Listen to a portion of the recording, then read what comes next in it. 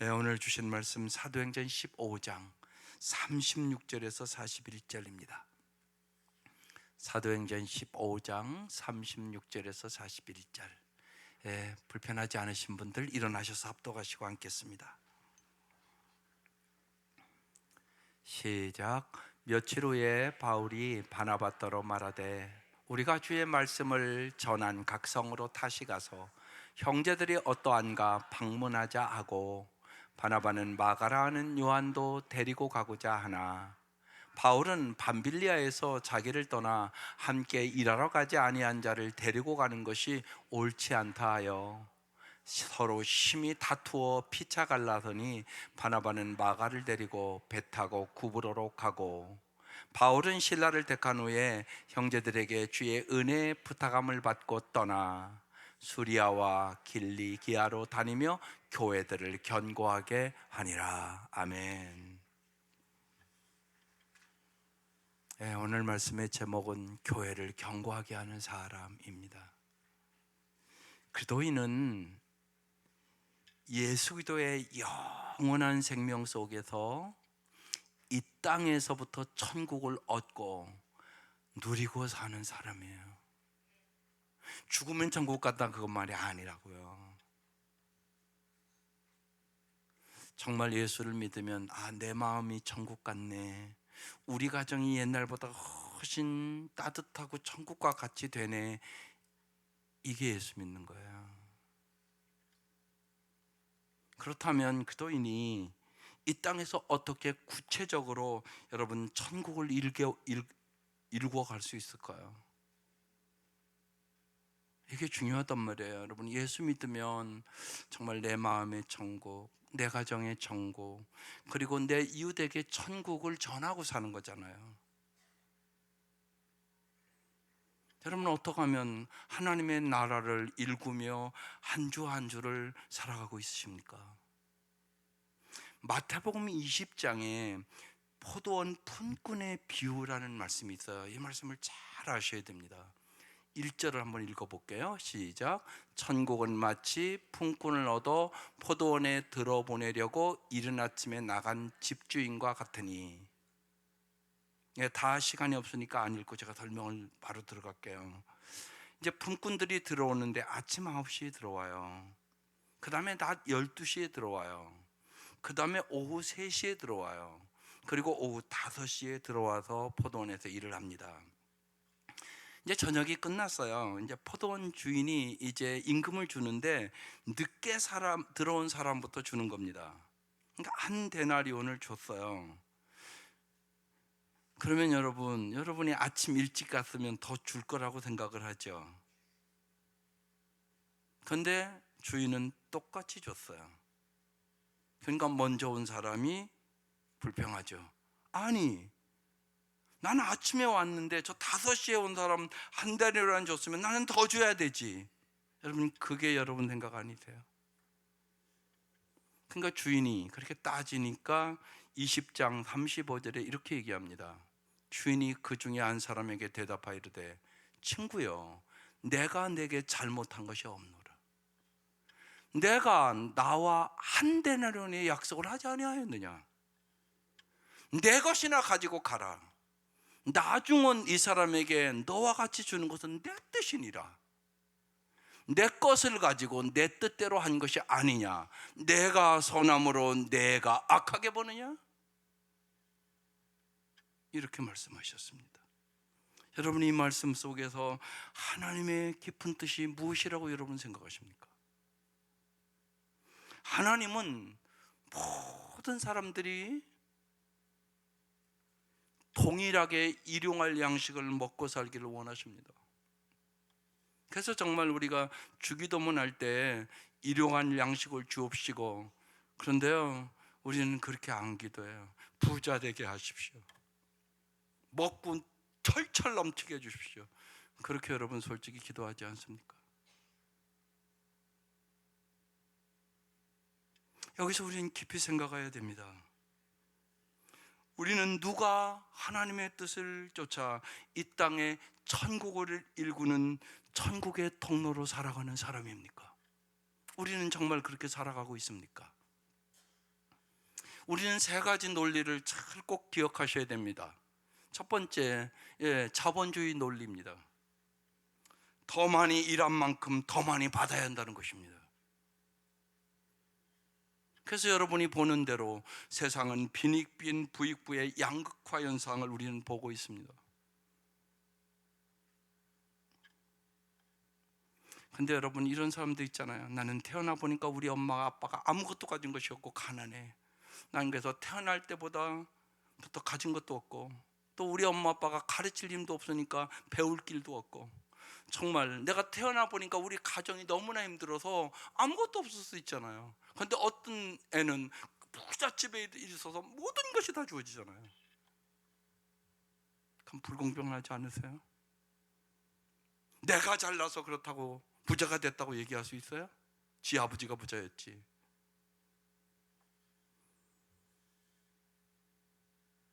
자본주의 논리로 하나님의 나라를 확장시킬 수는 없습니다. 그럼 공산주의 논리를 생각해 보십시다. 다 같이 똑같이 받자. 그런데요, 제가 중국 20년 전에 가보니까요, 그게 아니더라고요. 똑같이 놀아주니까요, 일을 적당히 해요. 그리고요, 가보니까 막 논밭에 막 풀이 막 잔뜩해요. 왜요? 열심히 일해봤자 뭐예요? 똑같이 놀아주는데. 일 안 하는 거예요. 이게 인간이에요. 그 다음 10년 있다 가니까요, 땅을 200평씩 논아줬다고 그러더라고요.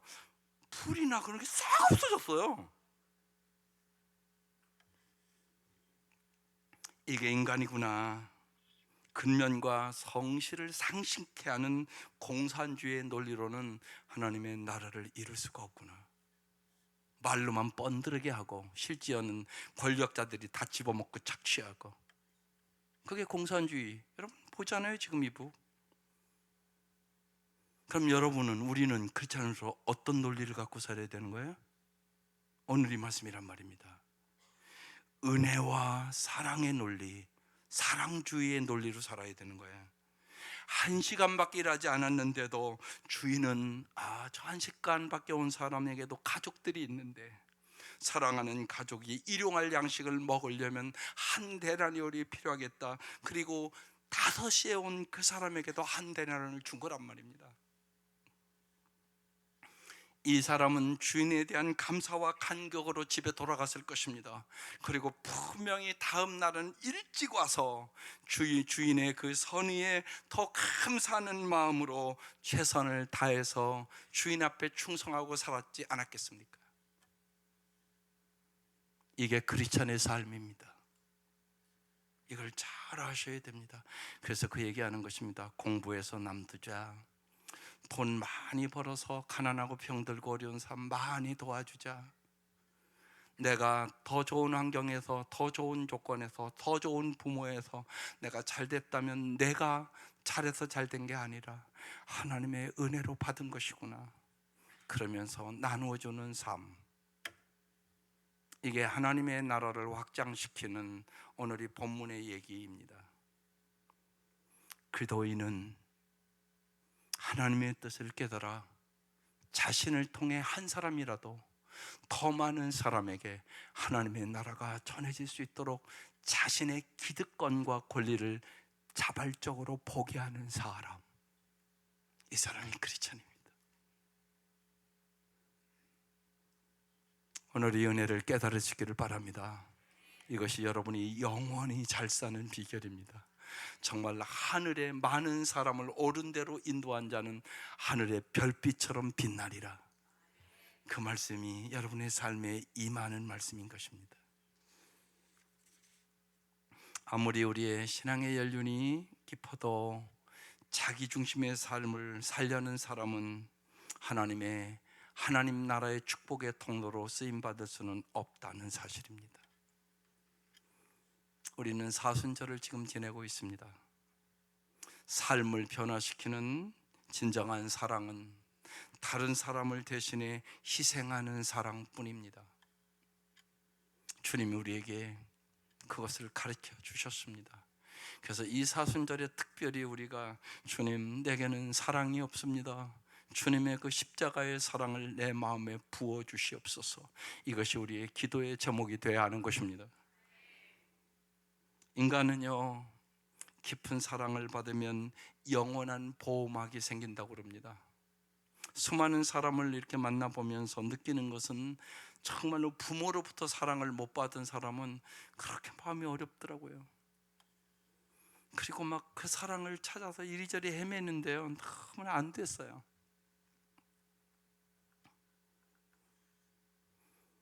그래서 하나님의 사랑을 배워야, 그리고 하나님의 사랑을 경험해야 부모가 못 준 사랑도 회복으로 나아갈 수 있게 되는 것입니다.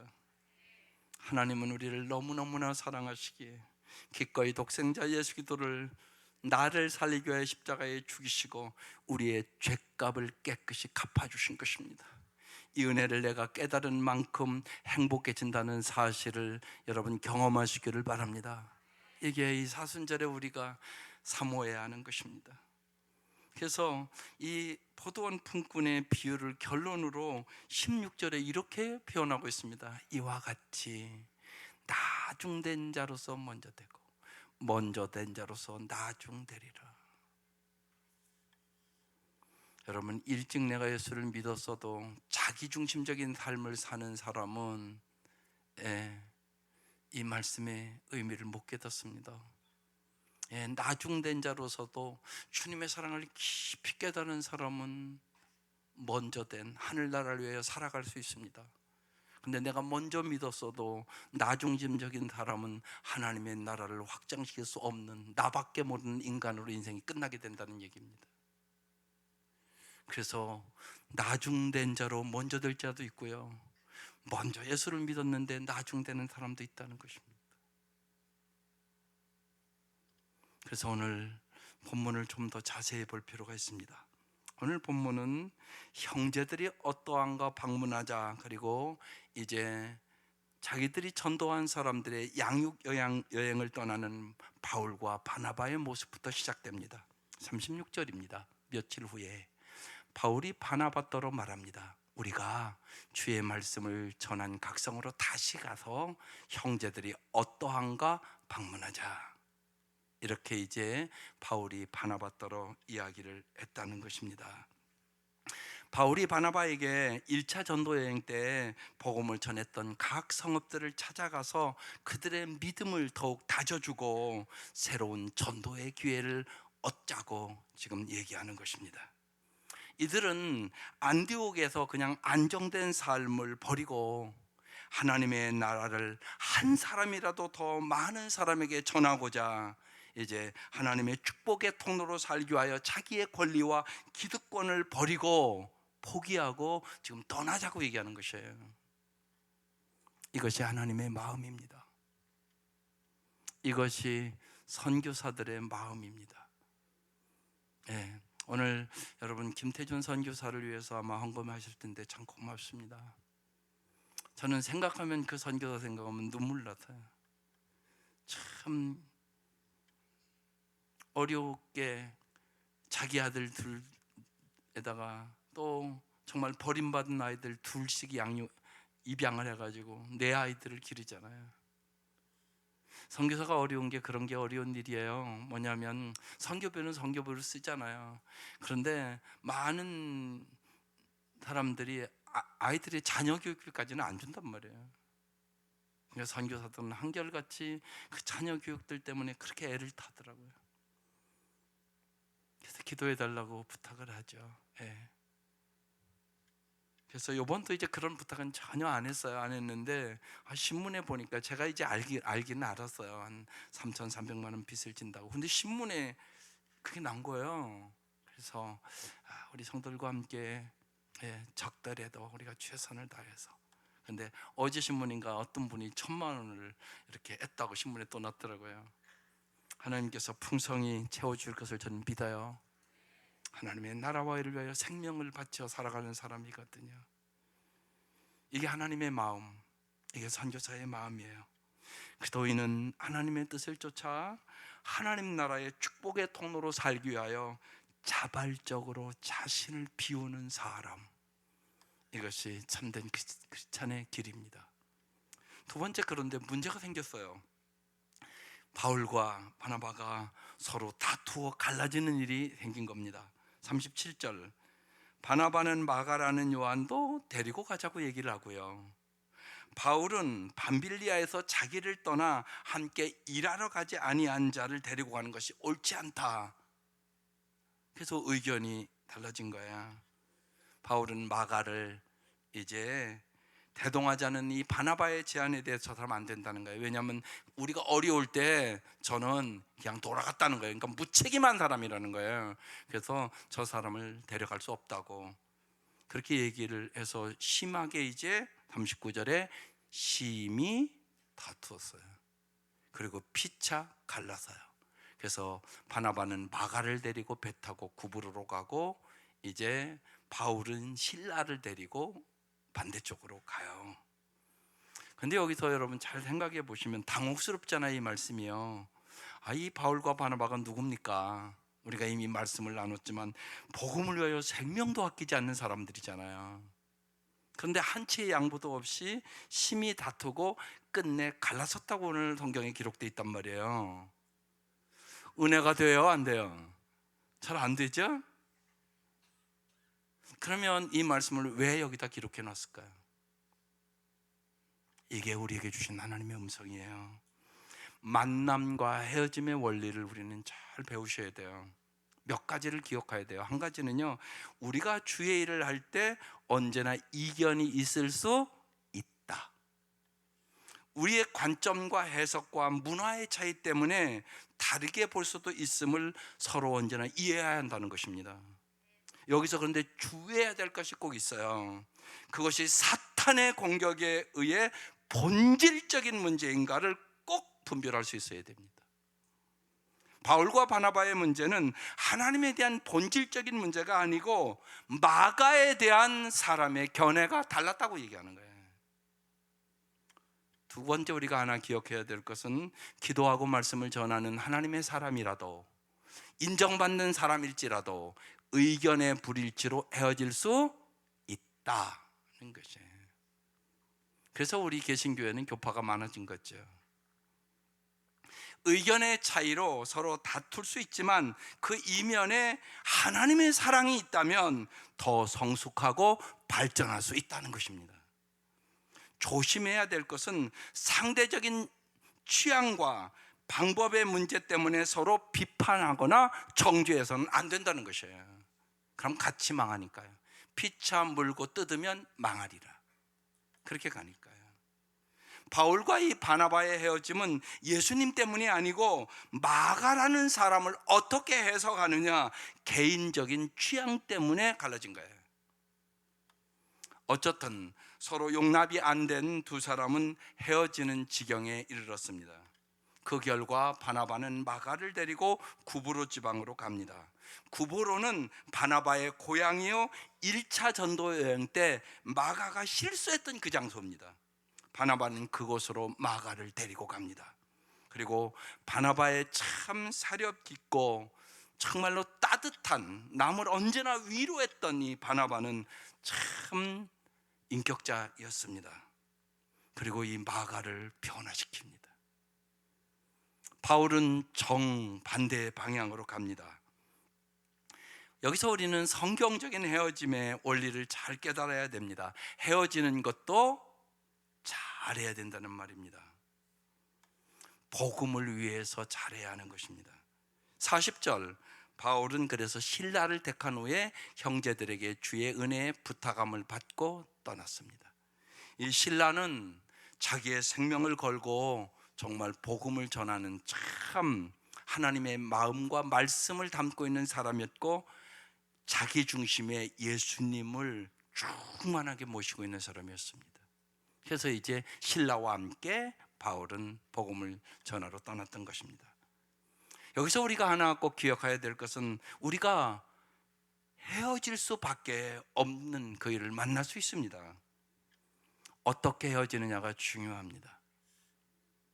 이제 3부에서는 이제 우리 청년들이니까 좀 더 자세히 얘기해 줄 텐데요. 여인들이 헤어질 때도 잘 헤어져야 합니다. 그게 중요합니다. 하나님의 영광을 위하여 헤어져야 하는 것입니다. 바울과 바나바의 헤어짐은 하나님의 영광이 됐다는 사실입니다. 만남과 헤어짐의 성경적인 원리는 그래서 한마디로 뭡니까?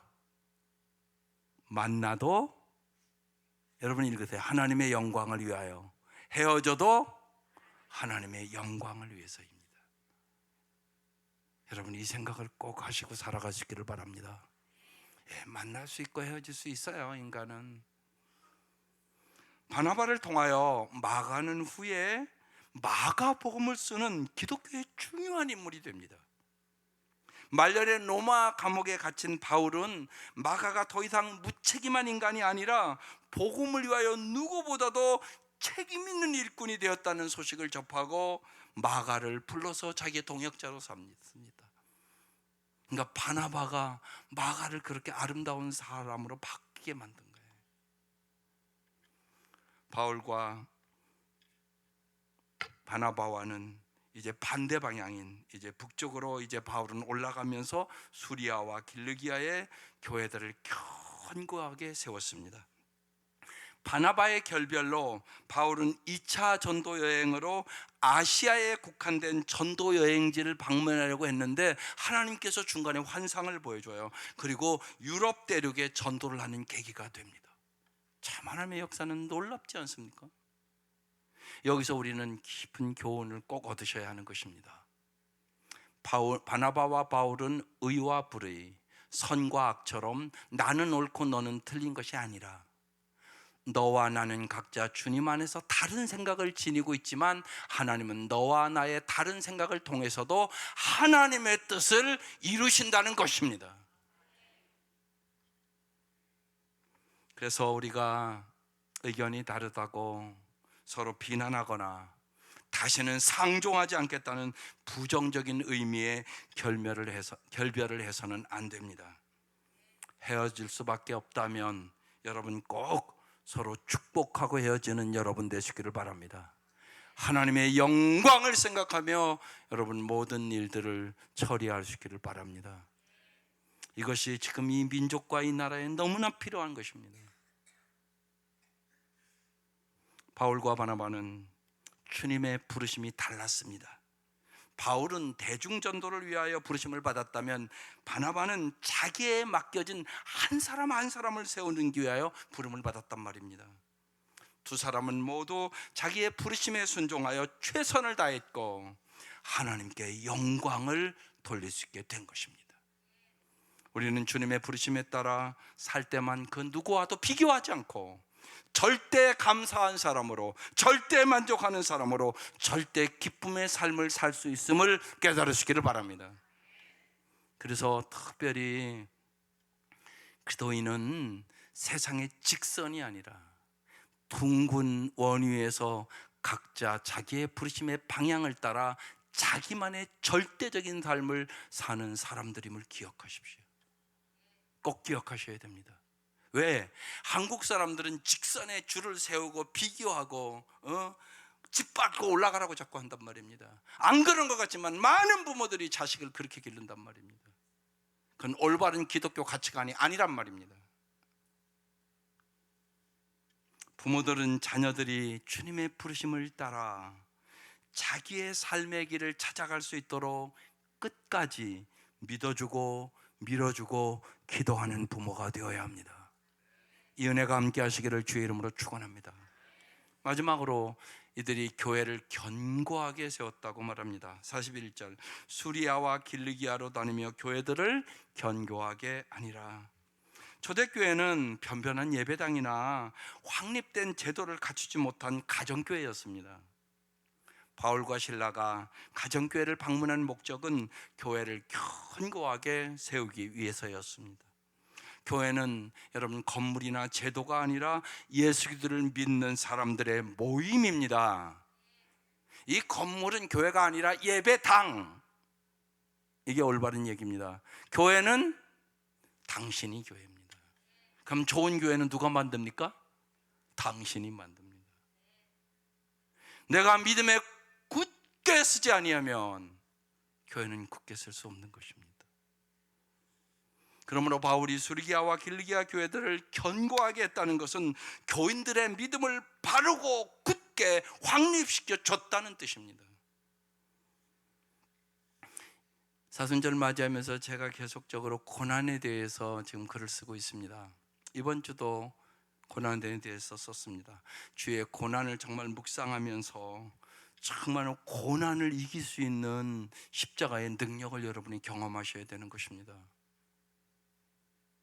특별히 또 여러 가지 병마와 어려운 성도들이 있기 때문에 광야의 시간을 지나는 당신에게 이렇게 제목을 붙였습니다.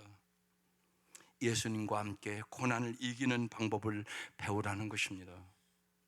우리의 인생에 생각하지 않은 질병도 있고요, 고난도 있고 슬픔도 있고 어떤 경우는 죽음도 있습니다. 그것을 이길 수 있는 영혼의 눈이 열려야 하는 것입니다.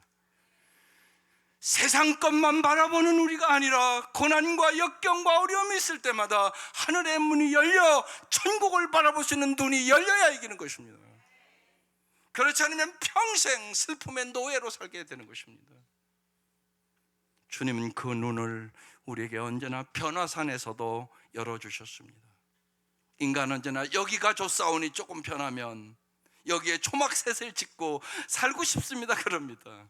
그러나 주님은 세상으로 내려가라고 얘기하는 것입니다. 세상에는 슬픔도 있고 고통도 있고 아픔도 있고 죽음도 있습니다. 그 모든 것을 이길 수 있는 것이 예수 기도의 능력입니다. 예수 기도의 은혜입니다. 부활의 능력입니다.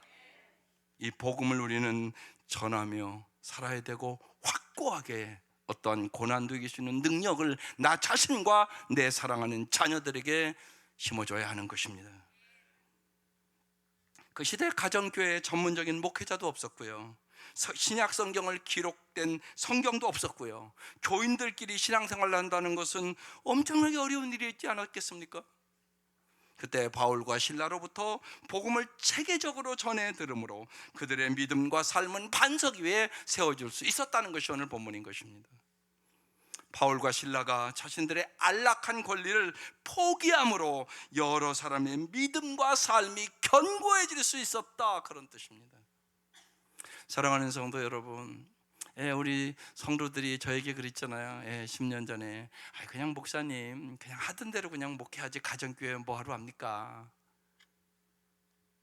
그럼에도 불구하고 가정교회를 시작했습니다. 뚜렷하게 제가 이 원리를, 이것을 마음속으로 경험했기 때문에 했던 것입니다. 가정교회의 핵심 가치는 성경대로입니다. 성경이 하라고 그러면 하고 성경이 하지 말라고 그러면 안 해보는 겁니다.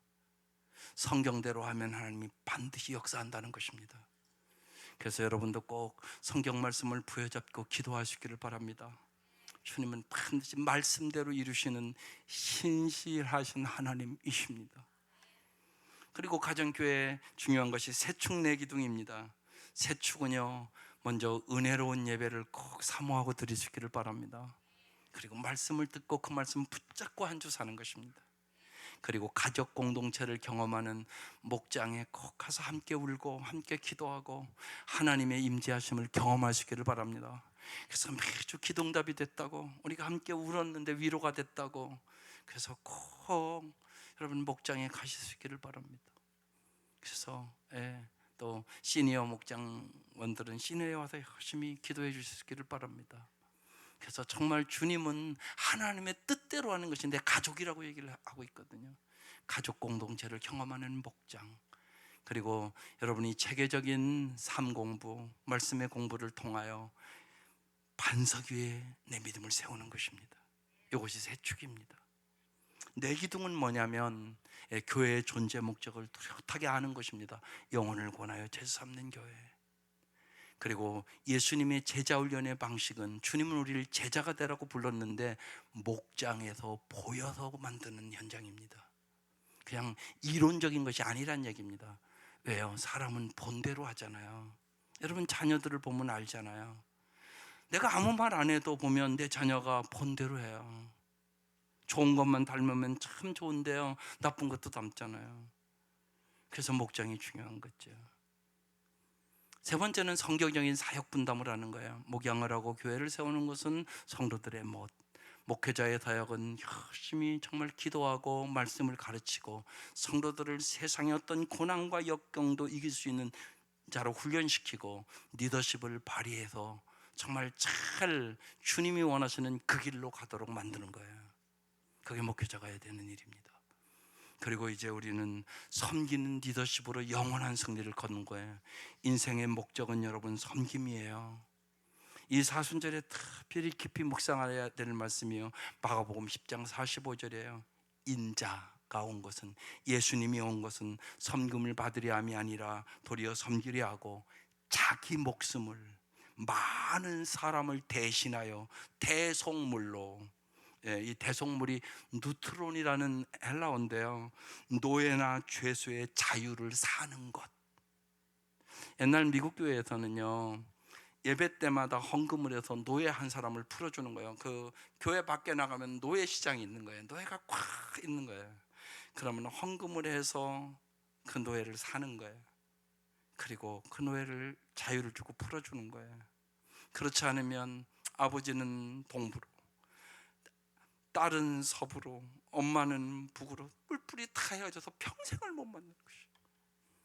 그런 비참한 일이 있었단 말이에요. 그런 의미예요. 우리를 정말 노예나 죄수의 그 상태에서 자유를 주는 것, 이게 대속물로 주려 함이니라. 정말로 우리가 치를 수 없는 몸값을, 우리의 죄값을 주님께서 내가 치르겠다, 그래서 너에게 참다운 자유를 주마. 이게 섬김이에요. 주님이 우리를 죽기까지 섬겨주심으로 우리가 죄악에서 자유를 얻었고 노예에서 해방을 얻었고 우리가 구원을 얻은 것입니다. 따라서 우리의 삶도 섬김의 삶을 사는 것이 진짜 영원한 성공이라고 주님 우리에게 가르쳐 주시는 것이에요. 그래서 섬김의 리더십, 인생의 목적은 섬김에 있다. 이 말씀을 오늘 이 아침 깨달으시기를 바랍니다. 참된 기도인의 자세는 누군가의 삶과 믿음을 견고하게 해주기 위하여 자기 권리를 자발적으로 포기해야 하는 것입니다. 주님이 포기하지 않으셨다면 우리가 어떻게 구원을 얻을 수 있겠어요? 그래서 빌립보서 2장의 사도 바울은 그것을 깨닫고 우리에게 이렇게 자세히 증거하고 있는 것입니다. 그는 근본 하나님의 본체시나 예수님은 하나님이었는데 하나님과 동등됨을 취할 것으로 여기지 아니하시고 오히려 뭐 했다고요? 자기를 비워 종의 형체를 가지사 이 땅의 말구에 태어나고 십자가에 죽기까지 삶과 같이 되셨고 사람의 모양으로 나타나서 자기를 낮추시고 왕 중의 왕이신데 나를 살리기 위하여 자기를 십자가에까지 그 멸시와 천대를 다 받는 그 사랑으로 나를 위하여 낮추시고 어떻게 했다고요? 죽기까지 복종하셨으니 곧 십자가에 죽으십니다. 자기를 비우고 자기를 낮추고 자기를 죽임으로 우리가 구원을 얻었다고 얘기하는 것이에요. 이 은혜와 사랑을 깊이 체험하는 때가 사순절입니다. 우리를 살리기 위하여 하나님의 권리를 포기하신 예수님으로 인하여 우리의 죄가 속죄되었고 하나님의 권리를 포기하신 예수님으로 인하여 우리가 사망의 올무에서 죄의 노예에서 해방되었고 하나님의 권리를 포기하신 예수님으로 인하여 우리의 삶이 견고하고 영생을 얻게 되었다는 뜻입니다. 이 은혜를 마음으로 깊이 깨닫고 그 사랑으로 승리하며 살아가시기를 바랍니다. 한 사람이 자기의 권리를 포기하면 그로 인하여 여러 사람의 믿음이, 삶이 견고해지는 것이 하나님의 법칙이요 하나님의 생명의 원리인 것입니다. 교회는 그렇게 견고하게 세워진 것입니다. 오늘 이 시간까지 성은교회가 세워진 것도 누군가 여러분들의 한 사람 한 사람의 희생과 헌신과 기도가 있기 때문에 이만큼 세워졌다고 믿습니다. 이제 우리의 남은 인생 당신 때문에 견고하게 믿음이 세워지는 사람은 누구십니까? 진실로 먼저 여러분의 가족들을 기도하시며 믿음의 견고한 바탕 위에 세울 수 있기를 바랍니다. 정말 그 기도가 필요한 것입니다. 우리 모두 예수님을 본받아서 우리가 그동안 권리라고 생각했던 것들을 자발적으로 포기하는 예수님의 참된 제자로 교회와 가정과 세상을 주님의 사랑으로 아름답게 세우는 복된 성도들이 될 수 있기를 주의 이름으로 축원합니다. 기도하십시다. 이 시간 결단의 기도하는 시간입니다. 하나님, 먼저 나 자신의 믿음을 견고하게 세워주시고 내 가정에 내 사랑하는 자녀들을 하나님 진실로 견고한 믿음으로 세워주시고 주님의 몸된 교회가 이 사명을 감당케 하여 주시고 하나님, 너무나 혼란스러운 이 국가와 민족을 주님 우리들의 간절한 기도로, 우리의 눈물의 기도로 정말로 새롭게 하나님이 국가와 민족을 세워주시옵소서. 이 시간 간절히 기도하십시다.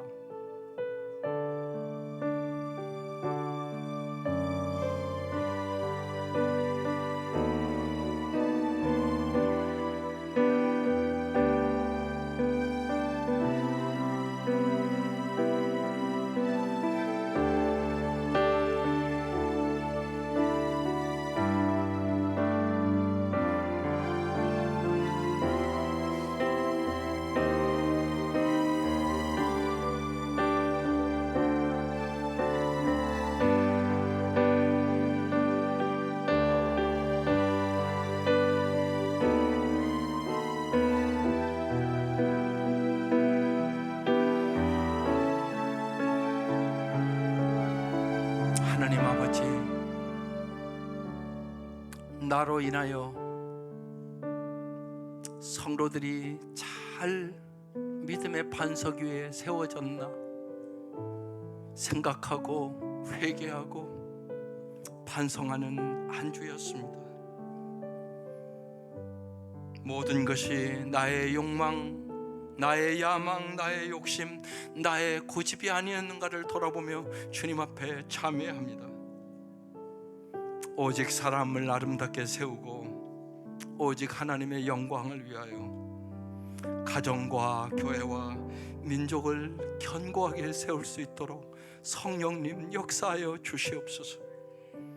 진실로 성령의 충만함을 부어주셔서 성령의 임재하심과 성령의 능력으로 하나님의 나라를 확장시킬 수 있도록 하나님 우리들에게 은혜 위에 은혜를 부어 주옵소서. 예수님의 이름으로 기도드립니다. 아멘. 오늘도 주의 말씀을 듣고 등록하기 원하시거나 예수영접 모임에 참여하기 원하시거나 세례받기 원하시거나 새로운 재헌신의 삶을 살기 원하시는 분들은 찬양하실 때 앞으로 걸어 나오셔서 헌신카드에 기록하시고 한 주 동안 또 함께 기도하시면서 역사하시는 주님을